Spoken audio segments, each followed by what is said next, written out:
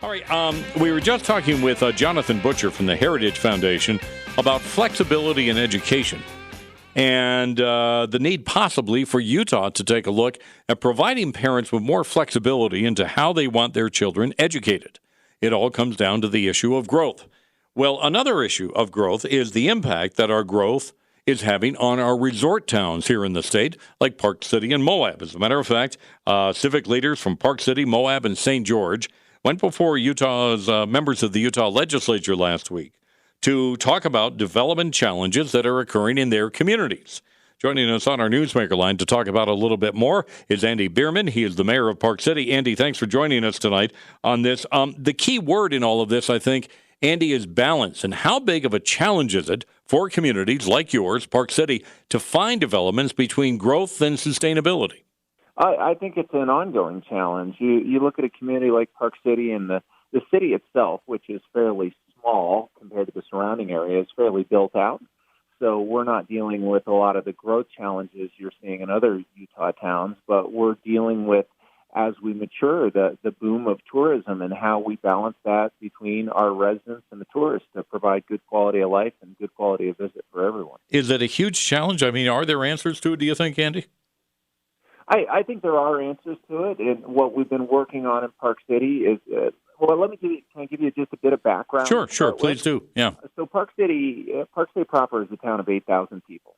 So we'd be considered a small town by most, but if you look at our service population, which is our 8,000 full-time residents with our part-time residents, with the 15,000 people that commute here to work every day, and then our tourists, on an average basis, it's about 40,000 people per day.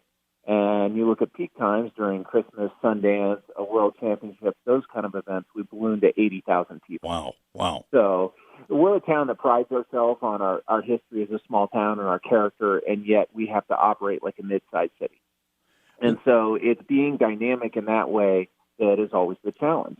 And the good news is all these people coming to our town and spending money give us the solid tax base. And what we're trying to do is take a percentage of those tourism taxes and reinvest them right back into mitigation. In particular, we're putting that back into trying to keep affordable housing and workforce housing in town, and how to come up with a transit system that takes a lot of the traffic and congestion off our roads. You bring up a lot of issues. Let's take them one at a time. Let's talk about the housing, affordable housing, and work housing for people who work there. What does the future look like, and what are you trying to do about it? Yeah, well, we're pushing our employers hard to provide workforce housing for many of their frontline service employees, but we're losing the middle class at the core of our town and what we call our essential service workers, which are our teachers, our public safety officers, our nonprofit workers. It's become inconceivable for them to be able to buy a house in Park City. If you look at our recent reports by the real estate community, last month it came out the average home sale was over $2 million in town. So no one that has a workaday job can really afford something like that. And although over the years the city has worked closely with private developers to try and encourage more affordable or attainable housing, the free market just isn't providing that. So as a city, we've gotten aggressive at building our own. Luckily, over the years, we've land banked, and we've got some parcels of land which we can build housing on, and we have some funding sources through our tax increment system, or what's called RDAs. Mm-hmm. And so we have launched into a program to build. Our goal is to build 800 units by 2026, which is a very ambitious goal. But we have funding and a strategic plan to get about 500 of those built, and we're still trying to figure out the other 300.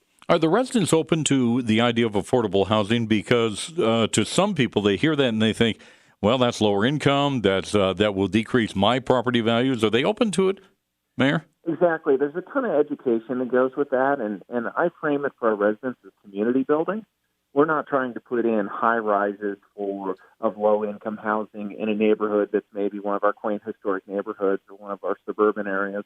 We're trying to build projects that integrate with existing neighborhoods. And again, we're building essentially middle-class housing for our essential service workers in the community. And a lot of that's targeted towards young families. So I think most residents are receptive to that, and they understand that if we don't take action like this, we lose the diversity in our community, we lose the vibrance, and we just generate more traffic.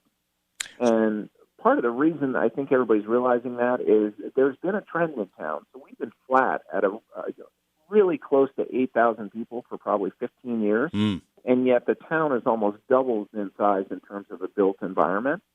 So we're at a point where less than 15% of our structures in town have full-time residents. And that varies by neighborhood. Like Deer Valley has very few full-time residents. I live in Old Town, though, and I've watched it transform. In my 20-plus years I've lived in the center of town, where we used to have block parties. We used to have lots of neighbors, and now my neighborhood doesn't have enough people to have a critical mass to even do a block party. Wow. You mentioned transportation, and I love Park City. I love going up into Park City, but, finding a place to park is really a challenge, Andy, as you well know, and driving into that city.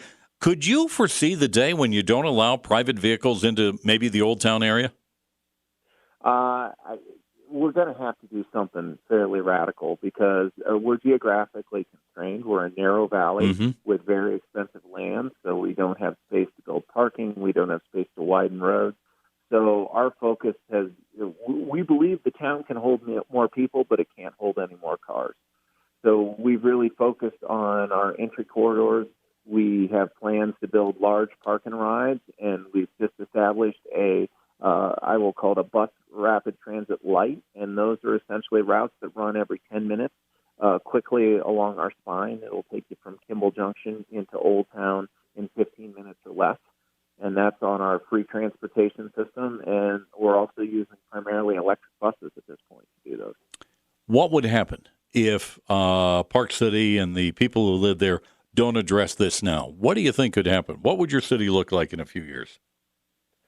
Well, I think people are the key ingredient in community, and if we lose our residents, we're going to lose our sense of community, and that's something that is that would be a terrible loss and would make us less likely to live here. And frankly, I think part of the reason people visit here is because we're an authentic community. So we need to. These are the critical things we need to focus on. The mayor of Park City, Andy Beerman, joining us on our Newsmaker line right now, talking about growth issues of resort towns here in Utah, not only Park City, but Moab and St. George as well.